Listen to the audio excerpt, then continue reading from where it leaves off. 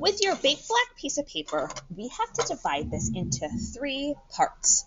So we're going to fold both sides together, and this is probably the hardest fold you're going to have.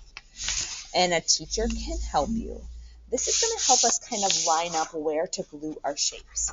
When I fold it open, that one got a little bit bent, you can see my paper has 3 parts.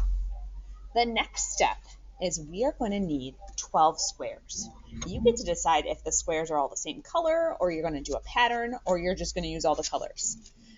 One at a time, I'm going to fold the squares in half, and I am going to draw or just cut from that fold line. So if you think about it like a birthday card, we're worried about that part that's creased and folded.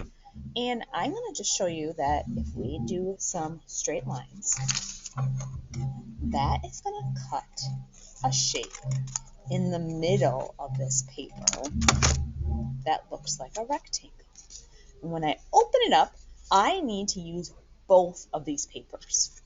I'm going to put just a little bit of glue around the edges, not too much. We have to be really careful with our gluing today. And I'm going to glue that in that top corner of my paper. And the shape that looks like the inside of it is going to be glued next to it. You can kind of see that crease line. That kind of helps me know that I have to keep it in that space. Now I'm ready for my next paper.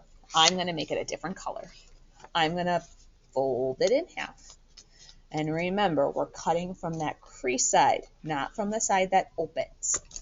I'm just going to do some funny cuts, starting at that crease. I'm thinking about one of those shapes that doesn't have a name, an organic shape. Ooh, that one's kind of cool. I'm going to open the other side up. This one's going to be opposite. So instead of having all the squares on one side, we're going to flip them so that we line up the diagonals, just the corners of a diagonal this way. I'm going to put a little bit of glue around the edge of this shape, and I'm going to touch those corners. And I got to see, how does that extra one fit in? Ooh, I think it's this way. It fits perfect. That's how I want to glue it next to it.